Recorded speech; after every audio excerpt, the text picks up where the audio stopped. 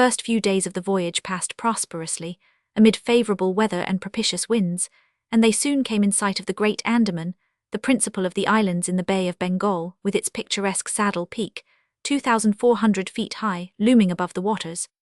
The steamer passed along near the shores, but the savage Papuans, who are in the lowest scale of humanity, but are not, as has been asserted, cannibals, did not make their appearance. The panorama of the islands, as they steamed by them, was superb. Vast forests of palms, arex, bamboo, teakwood of the gigantic mimosa, and tree-like ferns covered the foreground, while behind, the graceful outlines of the mountains were traced against the sky, and along the coast swarmed by thousands the precious swallows whose nests furnish a luxurious dish to the tables of the celestial empire. The varied landscape afforded by the Andaman Islands was soon passed, however, and the Rangoon rapidly approached the Straits of Malacca, which gave access to the China Seas.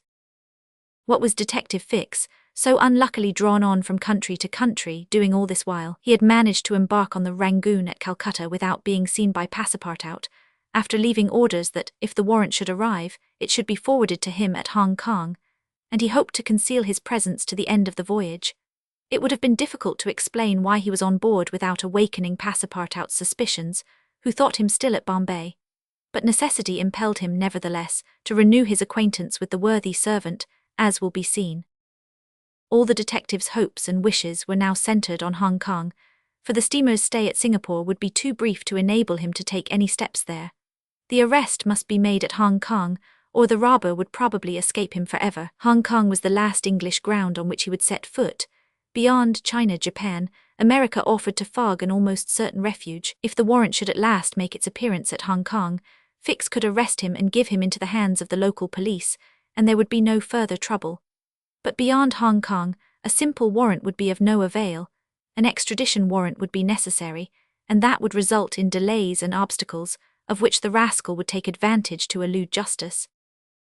Fix thought over these probabilities during the long hours which he spent in his cabin, and kept repeating to himself, "Now, either the warrant will be at Hong Kong, in which case I shall arrest my man, or it will not be there, and this time it is absolutely necessary that I should delay his departure. I have failed at Bombay, and I have failed at Calcutta. If I fail at Hong Kong, my reputation is lost. Cost what it may, I must succeed. But how shall I prevent his departure if that should turn out to be my last resource?"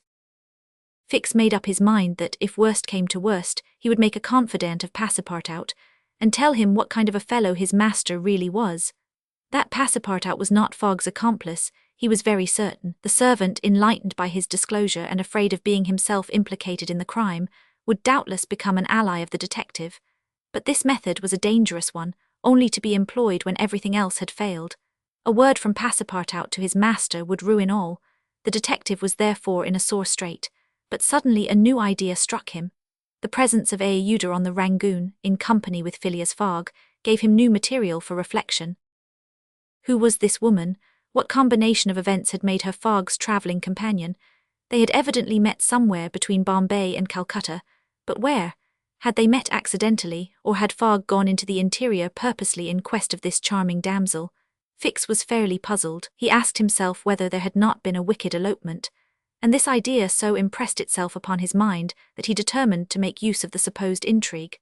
Whether the young woman were married or not, he would be able to create such difficulties for Mr. Fogg at Hong Kong that he could not escape by paying any amount of money. But could he even wait till they reached Hong Kong? Fogg had an abominable way of jumping from one boat to another, and before anything could be effected, might get full under way again for Yokohama. Fix decided that he must warn the English authorities and signal the Rangoon before her arrival. This was easy to do since the steamer stopped at Singapore, whence there is a telegraphic wire to Hong Kong. He finally resolved, moreover, before acting more positively, to question Passepartout. It would not be difficult to make him talk, and as there was no time to lose, Fix prepared to make himself known. It was now the 30th of October, and on the following day the Rangoon was due at Singapore. Fix emerged from his cabin and went on deck. Passepartout was promenading up and down in the forward part of the steamer. The detective rushed forward with every appearance of extreme surprise, and exclaimed, "You here on the Rangoon?" "What, Monsieur Fix, are you on board?" returned the really astonished Passepartout, recognizing his crony of the Mongolia. "Why, I left you at Bombay, and here you are on the way to Hong Kong. Are you going round the world too? No, no, replied Fix. I shall stop at Hong Kong at least for some days. Said Passepartout, who seemed for an instant perplexed. But how is it I have not seen you on board since we left Calcutta? Oh, a trifle of seasickness. I've been staying in my berth. The Gulf of Bengal does not agree with me as well as the Indian Ocean. And how is Mr. Fogg? As well and as punctual as ever, not a day behind time. But Monsieur Fix, you don't know that we have a young lady with us. A young lady, replied the detective, not seeming to comprehend what was said. Passepartout thereupon recounted Aeuda's history, the affair at the Bombay Pagoda, the purchase of the elephant for £2,000, the rescue, the arrest and sentence of the Calcutta court, and the restoration of Mr. Fogg and himself to liberty on bail. Fix, who was familiar with the last events, seemed to be equally ignorant of all that Passepartout related, and the later was charmed to find so interested a listener. But does your master propose to carry this young woman to Europe? Not at all. We are simply going to place her under the protection of one of her relatives, a rich merchant at Hong Kong. Nothing to be done there, said Fix to himself, concealing his disappointment. A glass of gin, Mr. Passepartout. Willingly, Monsieur Fix. We must at least have a friendly glass on board the Rangoon. Chapter 17. Showing what happened on the voyage from Singapore to Hong Kong. The detective and Passepartout met often on deck after this interview, though Fix was reserved, and did not attempt to induce his companion to divulge any more facts concerning Mr. Fogg. He caught a glimpse of that mysterious gentleman once or twice, but Mr. Fogg usually confined himself to the cabin, where he kept Aeuda company, or, according to his inveterate habit, took a hand at whist. Passepartout began very seriously to conjecture what strange chance kept Fix still on the route that his master was pursuing. It was really worth considering why this certainly very amiable and complacent person, whom he had first met at Suez, had then encountered on board the Mongolia, who disembarked at Bombay, which he announced as his destination, and now turned up so unexpectedly on the Rangoon, was following Mr. Fogg's track step by step. What was Fix's object? Passepartout was ready to wager his Indian shoes, which he religiously preserved, that Fix would also leave Hong Kong at the same time with them, and probably on the same steamer. Passepartout might have cudgelled his brain for a century, without hitting upon the real object which the detective had in view. He never could have imagined that Phileas Fogg was being tracked as a robber around the globe, but as it is in human nature to attempt the solution of every mystery, Passepartout suddenly discovered an explanation of Fix's movements, which was in truth far from unreasonable. Fix, he thought, could only be an agent of Mr. Fogg's friends at the Reform Club, sent to follow him up, and to ascertain that he really went round the world as had been agreed upon. It's clear, repeated the worthy servant to himself, proud of his shrewdness. He's a spy sent to keep us in view. That isn't quite the thing either, to be spying Mr. Fogg, who is so honourable a man. Ah, gentlemen of the Reform, this shall cost you dear. Passepartout, enchanted with his discovery, resolved to say nothing to his master, lest he should be justly offended at this mistrust on the part of his adversaries. But he determined to chaff Fix when he had the chance with mysterious allusions, which, however, need not betray his real suspicions. During the afternoon of Wednesday, 30th October, the Rangoon entered the Strait of Malacca, which separates the peninsula of that name from Sumatra. The mountainous and craggy islets intercepted the beauties of this noble island from the view of the travellers. The Rangoon weighed anchor at Singapore the next day at 4 a.m. to receive coal, having gained half a day on the prescribed time of her arrival. Phileas Fogg noted this gain in his journal, and then, accompanied by Aeuda, who betrayed a desire for a walk on shore, disembarked. Fix, who suspected Mr. Fogg's every movement, followed them cautiously, without being himself perceived, while Passepartout, laughing in his sleeve at Fix's manoeuvres, went about his usual errands. The island of Singapore is not imposing in aspect, for there are no mountains, yet its appearance is not without attractions. It is a park checkered by pleasant highways and avenues. A handsome carriage, drawn by a sleek pair of New Holland horses, carried Phileas Fogg and Aeuda into the midst of rows of palms with brilliant foliage, and of clove trees, whereof the cloves form the heart of a half-open flower. Pepper plants replaced the prickly hedges of European fields. Sago bushes, large ferns with gorgeous branches, varied the aspect of this tropical clime, while nutmeg trees in full foliage filled the air with a penetrating perfume. Agile and grinning bands of monkeys skipped about in the trees, nor were tigers wanting in the jungles. After a drive of 2 hours through the country, Aouda and Mr. Fogg returned to the town, which is a vast collection of heavy-looking, irregular houses, surrounded by charming gardens rich in tropical fruits and plants. And at 10 o'clock they re-embarked, closely followed by the detective, who had kept them constantly in sight.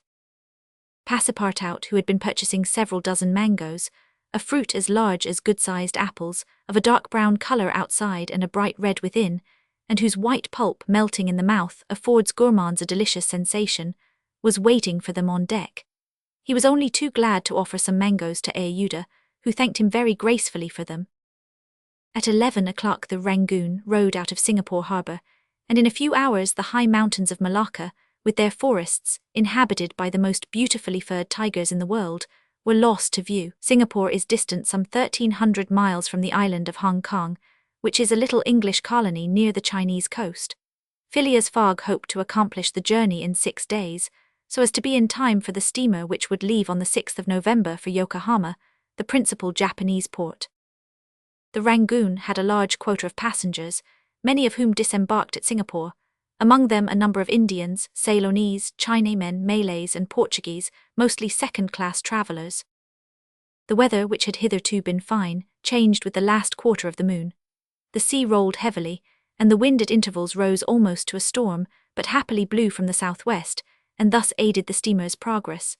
The captain as often as possible put up his sails, and under the double action of steam and sail, the vessel made rapid progress along the coasts of Annam and Cochin China. Owing to the defective construction of the Rangoon, however, unusual precautions became necessary in unfavourable weather.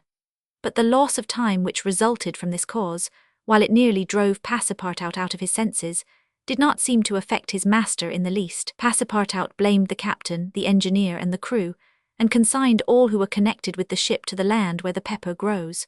Perhaps the thought of the gas, which was remorselessly burning at his expense in Savile Row, had something to do with his hot impatience. "You are in a great hurry then," said Fix to him one day, "to reach Hong Kong." "A very great hurry." "Mr. Fogg, I suppose, is anxious to catch the steamer for Yokohama." "Terribly anxious." "You believe in this journey around the world, then?" "Absolutely, don't you, Mr. Fix?" I don't believe a word of it." "You're a sly dog," said Passepartout, winking at him. This expression rather disturbed Fix without his knowing why. Had the Frenchman guessed his real purpose, he knew not what to think, but how could Passepartout have discovered that he was a detective? Yet, in speaking as he did, the man evidently meant more than he expressed. Passepartout went still further the next day. He could not hold his tongue. "Mr. Fix," said he in a bantering tone, "shall we be so unfortunate as to lose you when we get to Hong Kong?" "Why," responded Fix a little embarrassed, "I don't know, perhaps." "Ah, if you would only go on with us. An agent of the Peninsular Company, you know, can't stop on the way. You were only going to Bombay, and here you are in China. America is not far off, and from America to Europe is only a step." Fix looked intently at his companion, whose countenance was as serene as possible, and laughed with him. But Passepartout persisted in chaffing him by asking him if he made much by his present occupation. "Yes and no," returned Fix. "There is good and bad luck in such things, but you must understand that I don't travel at my own expense." "Oh, I am quite sure of that," cried Passepartout, laughing heartily. Fix, fairly puzzled, descended to his cabin and gave himself up to his reflections. He was evidently suspected. Somehow or other the Frenchman had found out that he was a detective, but had he told his master? What part was he playing in all this? Was he an accomplice or not? Was the game then up? Fix spent several hours turning these things over in his mind, sometimes thinking that all was lost, then persuading himself that Fogg was ignorant of his presence, and then undecided what course it was best to take. Nevertheless, he preserved his coolness of mind, and at last resolved to deal plainly with Passepartout if he did not find it practicable to arrest Fogg at Hong Kong, and if Fogg made preparations to leave that last foothold of English territory, he, Fix, would tell Passepartout all. Either the servant was the accomplice of his master, and in this case the master knew of his operations, and he should fail, or else the servant knew nothing about the robbery, and then his interest would be to abandon the robber. Such was the situation between Fix and Passepartout. Meanwhile Phileas Fogg moved about above them in the most majestic and unconscious indifference. He was passing methodically in his orbit around the world, regardless of the lesser stars which gravitated around him, yet there was near by what the astronomers would call a disturbing star, which might have produced an agitation in this gentleman's heart. But no, the charms of Aeuda failed to act, to Passepartout's great surprise, and the disturbances, if they existed, would have been more difficult to calculate than those of Uranus which led to the discovery of Neptune. It was every day an increasing wonder to Passepartout, who read in Aeuda's eyes the depths of her gratitude to his master. Phileas Fogg, though brave and gallant, must be, he thought, quite heartless. As to the sentiment which this journey might have awakened in him, there was clearly no trace of such a thing, while poor Passepartout existed in perpetual reveries. One day he was leaning on the railing of the engine-room, and was observing the engine, when a sudden pitch of the steamer threw the screw out of the water. The steam came hissing out of the valves, and this made Passepartout indignant. "The valves are not sufficiently charged," he exclaimed. "We are not going, oh, these English. If this was an American craft we should blow up perhaps, but we should at all events go faster." Chapter 18, in which Phileas Fogg, Passepartout and Fix go each about his business. The weather was bad during the latter days of the voyage. The wind, obstinately remaining in the northwest, blew a gale and retarded the steamer. The Rangoon rolled heavily, and the passengers became impatient of the long, monstrous waves which the wind raised before their path. A sort of tempest arose on the 3rd of November, the squall knocking the vessel about with fury and the waves running high. The Rangoon reefed all her sails, and even the rigging proved too much, whistling and shaking amid the squall. The steamer was forced to proceed slowly, and the captain estimated that she would reach Hong Kong 20 hours behind time, and more if the storm lasted.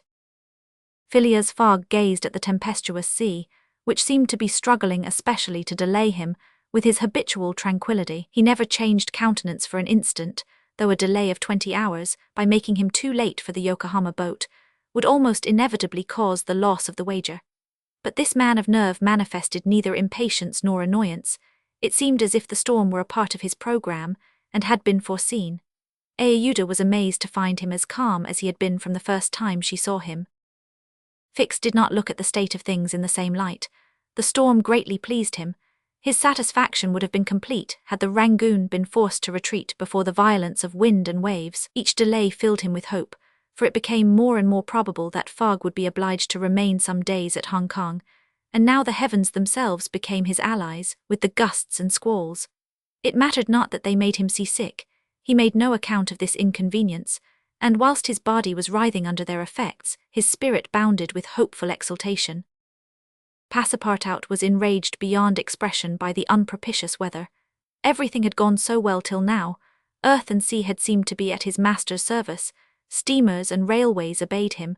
Wind and steam united to speed his journey. Had the hour of adversity come, Passepartout was as much excited as if the £20,000 were to come from his own pocket. The storm exasperated him, the gale made him furious, and he longed to lash the obstinate sea into obedience. Poor fellow!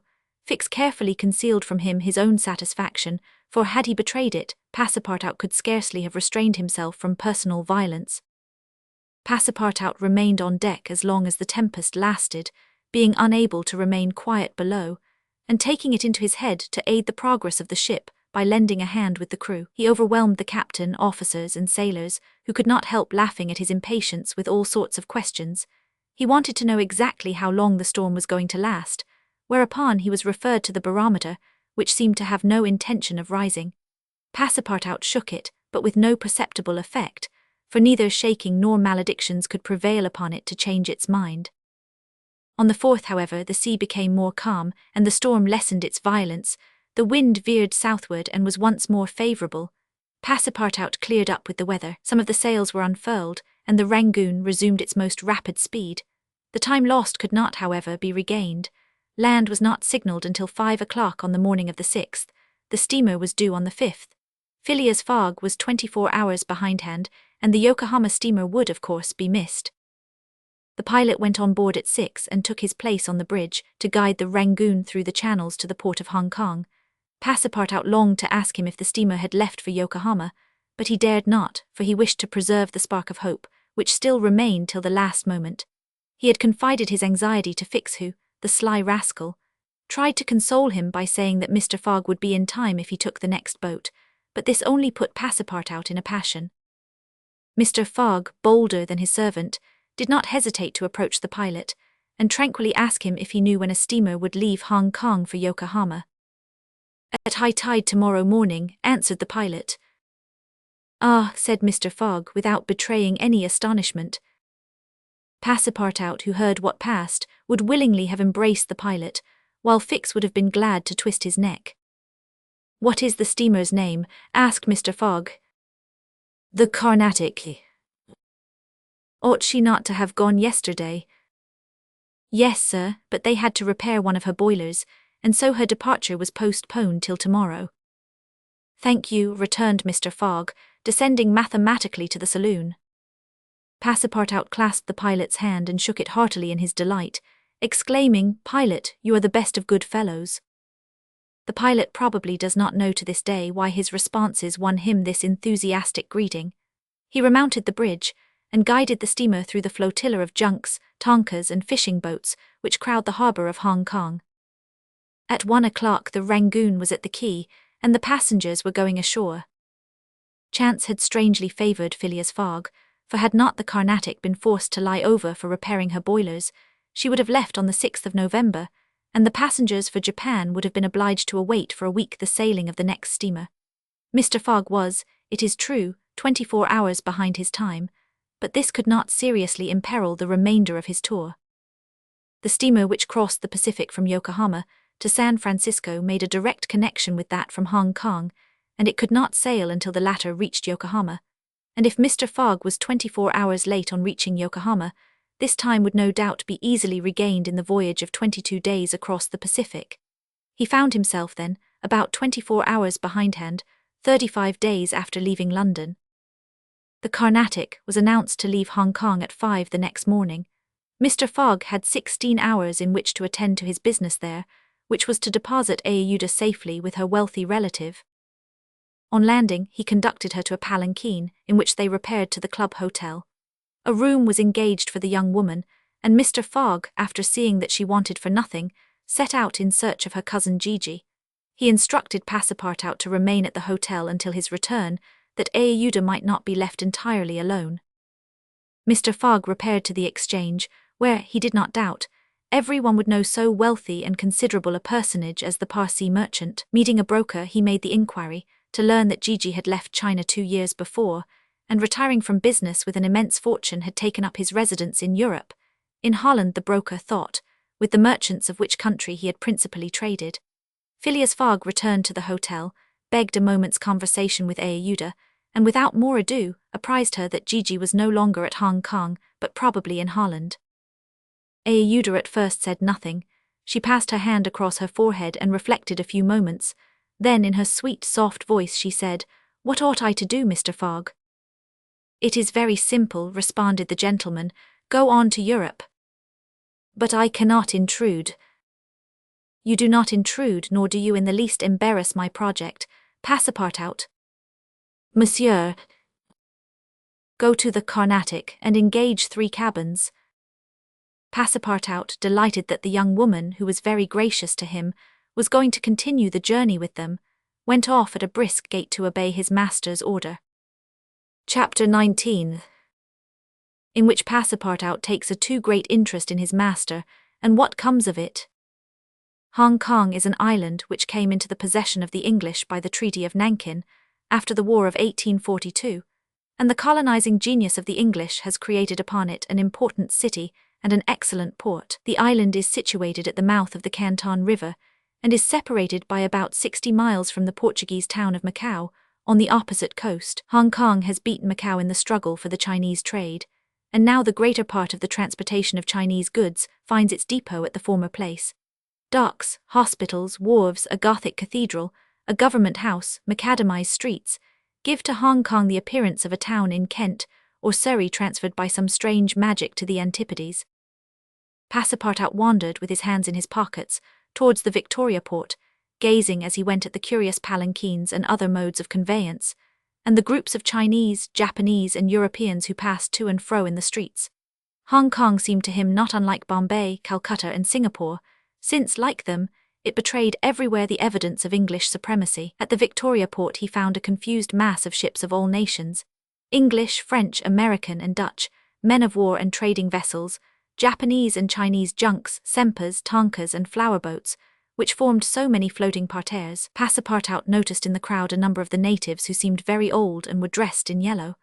On going into a barber's to get shaved, he learned that these ancient men were all at least 80 years old, at which age they are permitted to wear yellow, which is the imperial color. Passepartout, without exactly knowing why, thought this very funny. On reaching the quay where they were to embark on the Carnatic, he was not astonished to find Fix walking up and down. The detective seemed very much disturbed and disappointed. "This is bad," muttered Passepartout, "for the gentleman of the Reform Club." He accosted Fix with a merry smile, as if he had not perceived that gentleman's chagrin. The detective had indeed good reasons to inveigh against the bad luck which pursued him. The warrant had not come. It was certainly on the way, but as certainly it could not now reach Hong Kong for several days.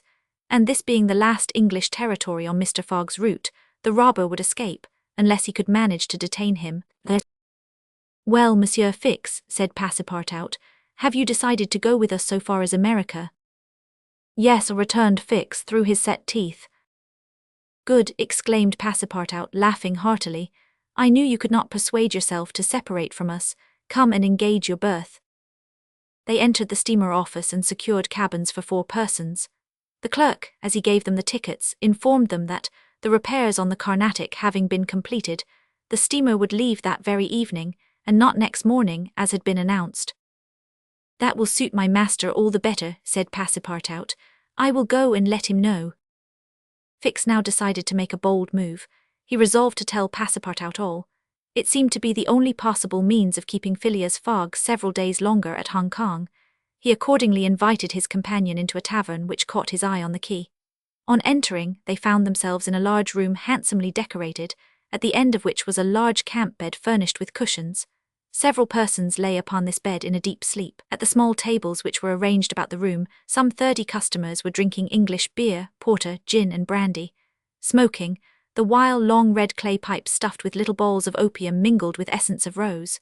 From time to time one of the smokers, overcome with the narcotic, would slip under the table, whereupon the waiters, taking him by the head and feet, carried and laid him upon the bed. The bed already supported 20 of these stupefied sots. Fix and Passepartout saw that they were in a smoking house haunted by those wretched, cadaverous, idiotic creatures to whom the English merchants sell every year the miserable drug called opium, to the amount of £1,400,000, thousands devoted to one of the most despicable vices which afflict humanity. The Chinese government has in vain attempted to deal with the evil by stringent laws. It passed gradually from the rich, to whom it was at first exclusively reserved, to the lower classes, and then its ravages could not be arrested. Opium is smoked everywhere, at all times, by men and women in the Celestial Empire, and once accustomed to it, the victims cannot dispense with it, except by suffering horrible bodily contortions and agonies. A great smoker can smoke as many as 8 pipes a day, but he dies in 5 years. It was in one of these dens that Fix and Passepartout, in search of a friendly glass, found themselves. Passepartout had no money, but willingly accepted Fix's invitation in the hope of returning the obligation at some future time. They ordered 2 bottles of port, to which the Frenchman did ample justice, whilst Fix observed him with close attention. They chatted about the journey, and Passepartout was especially merry at the idea that Fix was going to continue it with them. When the bottles were empty, however, he rose to go and tell his master of the change in the time of the sailing of the Carnatic. Fix caught him by the arm and said, "Wait a moment." "What for, Mr. Fix?" "I want to have a serious talk with you." "A serious talk?" cried Passepartout, drinking up the little wine that was left in the bottom of his glass. "Well, we'll talk about it tomorrow. I haven't time now." "Stay, what I have to say concerns your master." Passepartout at this looked attentively at his companion. Fix's face seemed to have a singular expression. He resumed his seat. "What is it that you have to say?" Fix placed his hand upon Passepartout's arm, and lowering his voice said, "You have guessed who I am." "Parbleu," said Passepartout, smiling. Then I'm going to tell you everything. Now that I know everything, my friend. Ah, that's very good. But go on, go on. First, though, let me tell you that those gentlemen have put themselves to a useless expense. Useless, said Fix. You speak confidently. It's clear that you don't know how large the sum is. Of course I do, returned Passepartout. £20,000. 55,000, answered Fix, pressing his companion's hand. What? Cried the Frenchman. Has Monsieur Fogg dared? £55,000. Well, there's all the more reason for not losing an instant, he continued, getting up hastily. Fix pushed Passepartout back in his chair and resumed. £55,000, and if I succeed I get £2,000. If you'll help me I'll let you have 500 of them. Help you? Cried Passepartout, whose eyes were standing wide open. Yes, help me keep Mr. Fogg here for 2 or 3 days. Why, what are you saying? Those gentlemen are not satisfied with following my master and suspecting his honour, but they must try to put obstacles in his way. I blush for them. What do you mean? I mean that it is a piece of shameful trickery. They might as well waylay Mr. Fogg and put his money in their pockets. That's just what we count on doing. It's a conspiracy then, cried Passepartout, who became more and more excited as the liquor mounted in his head, for he drank without perceiving it. A real conspiracy, and gentlemen too, bah. Fix began to be puzzled. Members of the Reform Club, continued Passepartout, you must know, Monsieur Fix, that my master is an honest man, and that, when he makes a wager, he tries to win it fairly. But who do you think I am? Asked Fix, looking at him intently. Parbleu, an agent of the members of the Reform Club, sent out here to interrupt my master's journey. But though I found you out some time ago, I've taken good care to say nothing about it to Mr. Fogg. He knows nothing, then? Nothing, replied Passepartout, again emptying his glass. The detective passed his hand across his forehead, hesitating before he spoke again. What should he do? Passepartout's mistake seemed sincere, but it made his design more difficult. It was evident that the servant was not the master's accomplice, as Fix had been inclined to suspect. Well, said the detective to himself, as he is not an accomplice, he will help me. He had no time to lose. Fogg must be detained at Hong Kong, so he resolved to make a clean breast of it. Listen to me, said Fix abruptly. I am not, as you think, an agent of the members of the Reform Club. Bah, retorted Passepartout with an air of raillery. I am a police detective, sent out here by the London office. You a detective? I will prove it. Here is my commission. Passepartout was speechless with astonishment when Fix displayed this document, the genuineness of which could not be doubted. Mr. Fogg's wager, resumed Fix, is only a pretext, of which you and the gentlemen of the Reform are dupes. He had a motive for securing your innocent complicity. But why? Listen, on the 28th of last September a robbery of £55,000 was committed at the Bank of England by a person whose description was fortunately secured. Here is his description. It answers exactly to that of Mr. Phileas Fogg. What nonsense, cried Passepartout, striking the table with his fist. My master is the most honourable of men. How can you tell? You know scarcely anything about him. You went into his service the day he came away, and he came away on a foolish pretext without trunks and carrying a large amount in banknotes, and yet you are bold enough to assert that he is an honest man. Yes, yes, repeated the poor fellow mechanically. Would you like to be arrested as his accomplice? Passepartout, overcome by what he had heard, held his head between his hands and did not dare to look at the detective. Phileas Fogg, the saviour of Aouda, that brave and generous man, a robber, and yet how many presumptions there were against him. Passepartout essayed to reject the suspicions which forced themselves upon his mind. He did not wish to believe that his master was guilty. Well, what do you want of me? Said he at last with an effort. See here, replied Fix. I have tracked Mr. Fogg to this place, but as yet I have failed to receive the warrant of arrest for which I sent to London. You must help me to keep him here in Hong Kong. I will share with you the £2,000 reward offered by the Bank of England. Never, replied Passepartout, who tried to rise but fell back, exhausted in mind and body. Mr. Fix, he stammered, even should what you say be true, if my master is really the robber you are seeking for, which I deny I have been am in his service, I have seen his generosity and goodness, and I will never betray him, not for all the gold in the world. I come from a village where they don't eat that kind of bread. You refuse. I refuse. Consider that I've said nothing, said Fix, and let us drink. Yes, let us drink. Passepartout felt himself yielding more and more to the effects of the liquor. Fix, seeing that he must at all hazards be separated from his master, wished to entirely overcome him. Some pipes full of opium lay upon the table.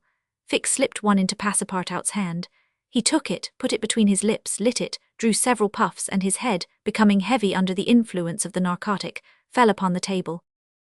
At last, said Fix, seeing Passepartout unconscious, Mr. Fogg will not be informed of the Carnatic's departure, and if he is, he will have to go without this cursed Frenchman.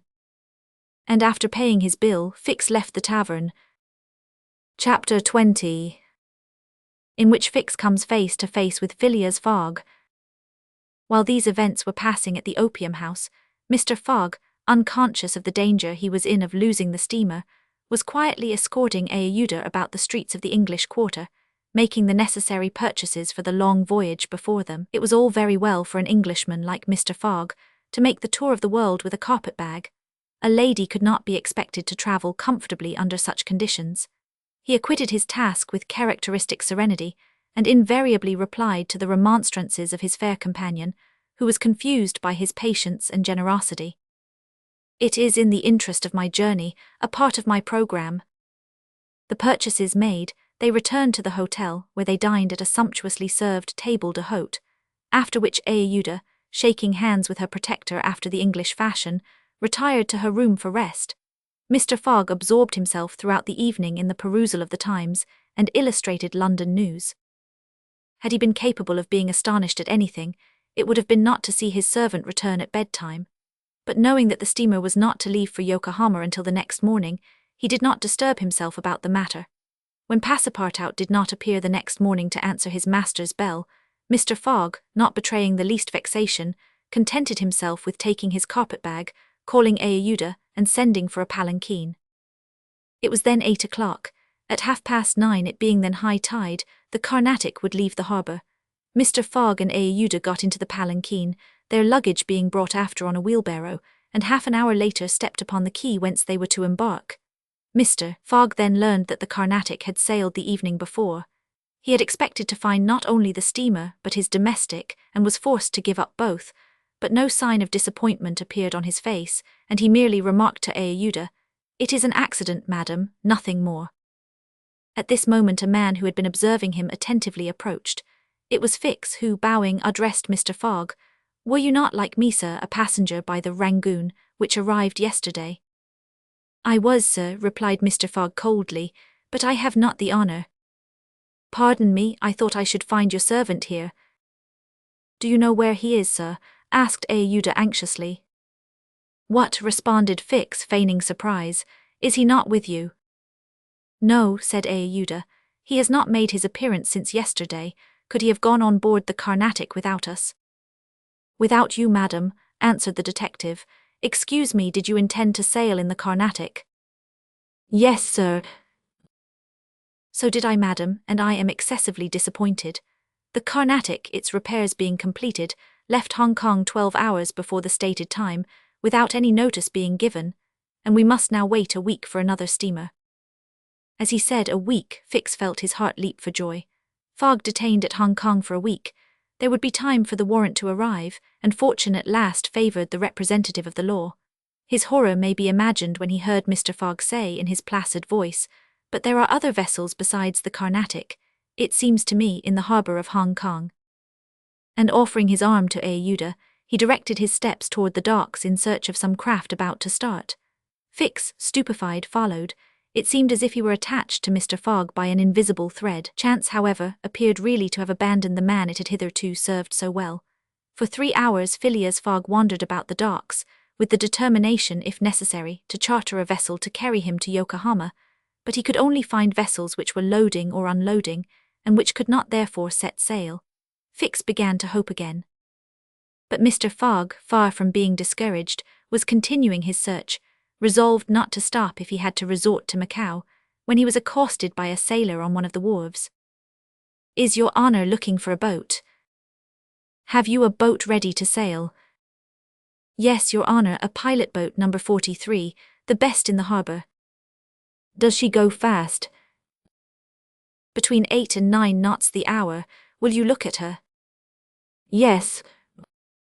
"Your honour will be satisfied with her. Is it for a sea excursion?" "No, for a voyage." "A voyage?" "Yes, will you agree to take me to Yokohama?" The sailor leaned on the railing, opened his eyes wide and said, "Is your honour joking?" "No, I have missed the Carnatic, and I must get to Yokohama by the 14th at the latest, to take the boat for San Francisco."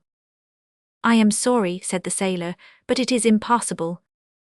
I offer you £100 per day, and an additional reward of £200 if I reach Yokohama in time." "Are you in earnest?"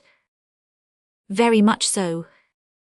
The pilot walked away a little distance and gazed out to sea, evidently struggling between the anxiety to gain a large sum and the fear of venturing so far. Fix was in mortal suspense. Mr. Fogg turned to Aouda and asked her, "You would not be afraid, would you, madam?" "Not with you, Mr. Fogg," was her answer. The pilot now returned, shuffling his hat in his hands. "Well, pilot," said Mr. Fogg. "Well, your honour," replied he, "I could not risk myself, my men, or my little boat of scarcely 20 tons on so long a voyage at this time of year. Besides, we could not reach Yokohama in time, for it is 1,660 miles from Hong Kong."